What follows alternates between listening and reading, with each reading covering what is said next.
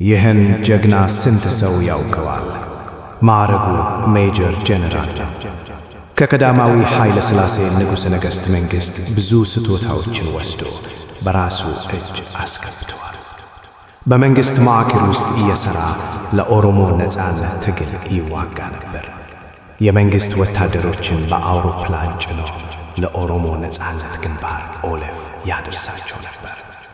የመንግሥት ጦር አዛዥ ሆኖ እያገለገለ እንደ ራሽን ያሉ ምግቦችንና የተለያዩ አስፈላጊ ቁሳቁሶችን ወደ ኦሮሞ ነፃነት ግንባር ኦለፍ ያደርስ ነበር።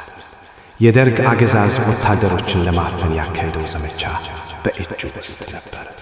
ይህን አሁን ያለውን የአየር ኃይል ክፍል የመሠረተው እርሱ ነው። እርሱ የዶክተር ባሮ ቱምሳ አማች ነው። አሁን የዚህን ጀግና ስም የማታውቁ ከሆነ ከታሪክ የራቃችሁ ናችሁ።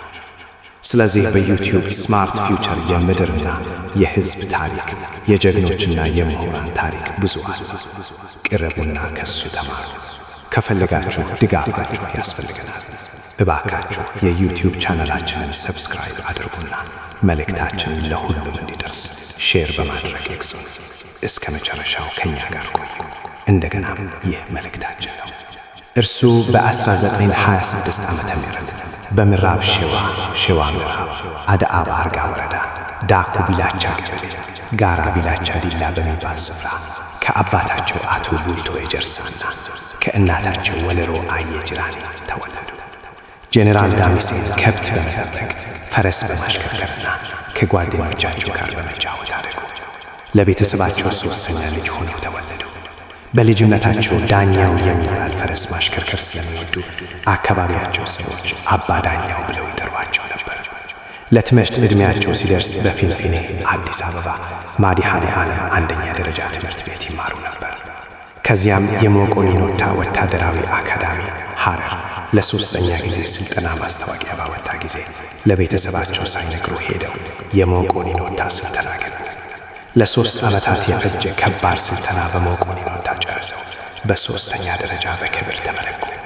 ዲፕሎማቸውን ለመቀበል ሲዘጋጁ ወዲያው ወደ ኮሪያ ተላኩ። በመቀጠል የኮምፓኒ አዛዥ ሆነው በ1946 ዓመተ ምህረት በሰሜንና ደቡብ ኮሪያ ጦርነት ላይ ተሳተፉ። ከኮሪያ ተመልሰው ዲፕሎማቸውን ከተቀበሉ በኋላ የኢትዮጵያ አየር ኃይል ለማቋቋም ወደ እስራኤል ተላኩ። ሥልጠና ወሰዱ። ከሥልጠና እንደተመለሱ ለመጀመሪያ ጊዜ የአየር ኃይል ተዋጊ ስኳድሮን አቋቋሙ።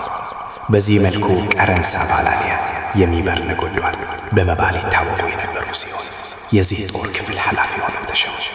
ከ1955 ዓመተ ምህረት በኋላ ሶማሊያውያን በኦጋዴን በኩል ጦርነት ከፈቱብን። በ1957 ዓመተ ምህረት በባሌ ክልል ሬያ ሶማሌን ለመዋጋት የአየር ኃይላችንን እየመሩ ዘመቱ። በተጨማሪም ጄኔራል ዳሚሴን በሶማሊያውያን ላይ ጦርነትን በማሸነፋቸው ከቀዳማዊ ኃይለ ሥላሴ ክብር ሜዳሊያ አግኝተዋል። በዚህ ወቅት ሚስታቸውን ወለሮ አስቴር ፈዳሙን በአዳማ አግኝተው ተጋቡ። በ1960 ዓመተ ምህረት በአየር ኃይል ማደሪያ ውስጥ ቤት ገንብተው ከጨረሱ በኋላ ወንድ ልጅ አገኙና ዳራጄ ማዕረግ ማስታወቂያ ብለው ሰየሙት። ከዚህ በፊት እስክንድር፣ ዮናስ፣ ቅድስት የተባሉ ልጆች ነበሯቸው። ከዳራጄ በኋላ ሔዋን አገኙ። በአጠቃላይ 3 ወንድ ልጆችና 2 ሴት ልጆች በድምሩ 5 ልጆች አሏቸው። ጄኔራል ዳሚሴን በቤት ውስጥ ዘና ማለት ይወዱ ነበር። ልጆቻቸውንም በፍቅር አሳድገዋል። በመገሰጽና በአብነት ይመክሯቸው ነበር። ሜጀር ጄኔራል ዳሚሴን ቡልቶ አባታቸው ማቻ ቱላማ ማህበር በማቋቋም ረገድ የነበራቸው ሚና በተለይ አባታቸው ንቁ በነበሩበት ወቅት ያልተዘነጋ ነገር አይደለም። ነገር ግን ልጃቸው የአባቱን ንቅናቄ በውረስ በመያዝ የኦሮሞ ሕዝብ ትግል ከመሠረቱ ተማረ። በሀገር ውስጥም ሆነ በውጭ ካገኙት ትምህርት ጥቂቶቹ ከዚህ በታች ቀርበዋል። 1. በቀዳማዊ ኃይለ ሥላሴ ዘመን ከገናት ኮሌጅ ወታደርነት ሥልጠና አግኝተዋል። 2. ከፊንፊኔ ዩኒቨርሲቲ በሕግ ዲፕሎማ አግኝተዋል። 3. ከእስራኤል አየር ኃይል ሥልጠና አግኝተዋል። 4. በአሜሪካ ምሽት ግንባታ ሥልጠና ወሰዱ። 5. በአሜሪካ በሊባኖስ ምሽት ግንባታ ሥልጠና በጥሩ ሁኔታ ጨረሱ። ከ1960 እስከ 1970 ዓመተ ምህረት በሐረር የጦር ሥልጠና አዛዥ ሆነው አገልግለው በቀዳማዊ ኃይለ ሥላሴ መንግስት ላይ በተካሄደው መፈንቅለ መንግስት ረገድ እንደ ጀነራል ታደሰ ብሩ፣ ኮሎኔል ኃይሉ ነገሳ፣ ደጃዝማች ከበደ ብዙናሽ፣ የሺህ አዛዥ አባ ማጊ በማርያም፣ ተክሉ ታሳማና ሌሎችን የሀገራችን ጀግኖች በማስተባበር ወደ ትውልድ ቀያቸው እንዲመለሱና ሁኔታውን እንዲያዘጋጁ አድርገዋል። ነገር ግን ጀነራል ታደሰ ብሩና ኮሎኔል ኃይሉ ነገሳ በሜታ ከተያዙ በኋላ የደርግ አገዛዝ ፎቶግራፎቻቸውን እንዲነሱ ትዕዛዝ አስተላለፈ። እንደ ማንኛውም በኦሮሞ ህዝብ ትግል ውስጥ ንቁ ከነበሩት መካከል ኤምጄ ዳሚሴ ቡልቶ በዶክተር ባሮ ቶምሳ አመራር በአፋር በኩል ወደ ምስራቅ ተንቀሳቅሰው በሺዎች የሚቆጠሩ ተዋጊዎችን እስከ ሐረርጌ አስተላልፈው በሙላታ ተራራ ሰፈሩ። በተጨማሪም ጀነራል ዳሚሴ ቡልቶ በክፍል ራሳቸው እንደ ደርግ አገዛዝ ጋር በማስመሰል ትዕዛዝ እየተቀበሉ ለኦሮሞ ጀግኖች የጦር መሳሪያና የምግብ አቅርቦት በማስተባበር በምስራቅ ትግልን አጠናከሩ። ጀግና ማለት ገመዱን ቆርጦ የሚያስለቅቅ ወይም የፓርቲ ካርዱን የሚገለጥ ብቻ አይደለም። ጀግና እውነትን ለመጠጣት የሚነሳና ለህዝቡ የሚታገል ነው። ጀግና በየትኛውም ቦታ ቢኖር ተጽዕኖ መፍጠር፣ ለውጥ ማምጣትና ለለውጥ መታገል ይችላል። ብዙ ጊዜ እኛ የመንግስት አካል ወይም የመንግስት አባል መሆን ለህዝብ ማሰብ አንችልም ወይም ለራሳቸው ጥቅም ብቻ ይኖራሉ ብለን እናስባለን። ነገር ግን ጀነራል ዳሚሴ ቡልቶ የእውነትን ገመድን በእውነት የለበሰ በማንኛውም ሁኔታ ውስጥ ብንሆን ጥሩ ታሪክ መስራት እንደምንችል ያስተምረናል። በህይወት ዘመናቸው ዶክተር ባሮ ቶምሳ የጀነራል ዳሚሴ ቡልቶ እህት ወለሮ ወርቅነሽ ቡልቶ የጀርሳን አግኝተው አንድ ወንድ ልጅና 2 ሴት ልጆች አፍርተዋል። ጀነራል ዳሚሴን አማች ብቻ ሳይሆን ለወደፊቱ የኦሮሞ ትግል ብዙ ቃል ገብተዋል። ከ1970 እስከ 1970 ደረጃ በባሌ ሲዳሞና ሶማሊያ ምስራቅ እንዲሁም በደቡብ የሀገራችንን ድንበር ጉዳይ በተመለከተ በታላቅ ክብር ራሳቸውን አስተዳደሩ። ከ1972 እስከ 1990 ደረጃ ምስራቅ ጦር አዛዥ ሆነው ድሎችንና ስኬቶችን አስመዝግበዋል። መንግስት ስራቸውን በመመልከት በሰሜን የጦር ሚኒስትር ኃላፊ አድርጎ ሾማቸው። በ1980 እስከ 1981 ደረጃ ከሰሜን ስምምነት በመጣ ጊዜ አስተዳዳሪ ወይም አዛዥ ሆነው እንዲያገለግሉ ተመረጡ። በዚህ ወቅት ጀነራል ዳሚሴ ቡልቶ ኦሮሞ ወታደሮችን ብቻ መረጡ። 2000 የሚሆኑትን አውጥተው ታጥቀው ለኦሮሞ ነጻነት ግንባር በሱዳን ድንበር ላይ ያሰማሯቸው። በ1966 ዓመተ ምህረት ደርግ ሲመጣ ጀነራል ዳሚሴ ቡልቶ 23 ዓመት አገልግለው ነበር እና የሌተናንት ኮሎኔል ማዕረግ ይዘው ነበር። በስረት የሰለጠነ የመኮንን ወታደር ተመራቂ ብርጋዴር ጀነራል ማዕረግ ላይ ለመድረስ ከ24 እስከ 30 ዓመት ይፈጅበታል። በእነዚህ ሁኔታዎች ጀነራል ዳሚሴ ከእድገታቸው ደረጃ በላይ ለመድረስ የሚችሉ አቅም ነበራቸው። ጀነራል ዳሚሴ በደርግና በቀድሞ አገዛዝ መካከል በድንበሩ ላይ ከቆሙት መካከል አንዱ ነበሩ። በ1969 ደረጃ ኮሎኔል፣ በ1972 ደረጃ ብርጋዴር ጀነራል፣ በ1977 ደረጃ ደግሞ ሜጀር ጀነራል ሆነው ተሸሙ። በ38 ዓመት አገልግሎታቸው ማዕረጋቸው የተሰጣቸው በራሳቸው ጥረትና ፍጥነት እንጂ ለአገዛዙ ባላቸው ታማኝነት አይደለም።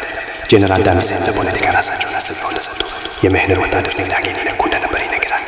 ደርግ አገዛዝን ለመጣል የተደረገው ሙከራ የተዘረገው በአማቻቸው ሌተናንት ኮሎኔል መንግስቱና በሌሎች ነበር። ለብዙ ዓመታት ጀነራል ቅናቸውና ጀነራል ዳሚሴ ደርግ አገዛዝን ስለመጣል እያገዱና እየተገናኙ ነበር። ይህን ትልቅ ተመትነው ተቀበሉት። በዚያን ጊዜ ጀነራል ዳሚሴ በፊንፊኔ ይገኙ ነበር። በመከላከያ ሚኒስቴር ኃላፊ አዛዥ ሆነው የጦር ኃይሎችን ያገናኙ ነበር። ከዚያም ወደ ኤርትራ ጦር አዛዥ ሄዱ። ከዚያ በኋላ ሚያዝያ 8 ቀን 1981 ደረጃ መንግስቱ ኃይለማርያም ለስራ ወደ ምስራቅ ጀርመን በሄዱ ጊዜ ሄሊኮፕተራቸውን በመደብደብ ወይም በኤርትራ በመያዝ የደርግ አገዛዝን ለመታም ዘመቻ ጀመሩ።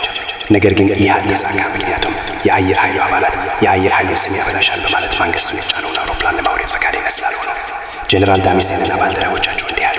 ይህ ካልሳካ እንቀጥላለን።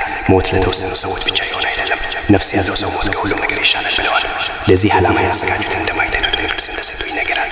አገዛዙን ለመጣል ቃለ መሃላ የፈጸሙት የቀድሞ ሻምበሎታ መኮንን ወታና ወታደሮች ነበሩ። ጀነራል ዳሚሴ ቡልቶ የዚህ የአየር ኃይል ዘመቻ መሰረት የሆነው መተምር የተቀበሉት በእነዚህ ወታደሮች ምክንያት ህይወታቸውን እንዳጡ ይነገራል። ህይወታቸው በተላለፈበት ጊዜ መቃብራቸው በኤርትራ ውስጥ አስመራ ደኝ ስቴክሽን ቅዱስ ሚካኤል በሚባል ቤተክርስቲያን ውስጥ ነበር። አሁን ግን አስከሬናቸው ከአስመራ ተወስደው በፊንፊኔ ዮሴፍ በሚባል ቤተክርስቲያን ውስጥ እንደተቀበረ ይነገራል። በአጠቃላይ የጀነራል ዳሚሴ ቡልቶ ታሪክ ከላይ እንደተገለጸው ነው። የምወዳችሁ ወንድሞቼ፣ እናቶቼ፣ ጀግናችን ሜጀር ጀነራል ዳሚሴ ቡልቶ እንደዚህ ነው። ከጀግና ብዙ እንማራለን። ትዕግስት፣ ሀገር ብሔረተኝነት፣ ጥንካሬ፣ ኃላፊነት መሸከም፣ መቋቋም፣ አመራር እና ብዙ ችሎታዎች። በዚህ ዘመን ትውልዱ ከታሪክ የራቀና ስለ ቴክኖሎጂ ብቻ ማዳመጥ ፋሽን በሚመስልበት ጊዜ የራሳችን ጀግኖች ታሪክ ማጥናት እጅግ ጥሩ እንደሆነ አሳስባለሁ። ከጠንካሬው ጠንካሬን መማር በቴክኖሎጂ ጠንካራ ያደርጋቸዋል፣ ወደ ኋላ ያሳቅፋቸዋል። ስለዚህ ታሪካችንን እንመማር፣ የተሰበረውን ታሪክ እናስተካክል፣ የውሸት ታሪክ መስራት እንተው። ይህ መጨረሻ መልእክቴ ነው። በሚቀጥለው ቪዲዮ በተለየ ርዕስ እንገናኛለን። እስከዚያው ድረስ በሰላም ከኛ ጋር ቆዩ። በመጨረሻ ስላዳመጣችሁን እናመሰግናለን። ሀሳባችሁንና ማበረታቻችሁን በኮመንት ላይ ያጋሩን። እንዲሁም ጨማሪ ታሪክ እንድናቀርብላችሁ ከፈለጋችሁ አሳውቁን። እናመሰግናለን።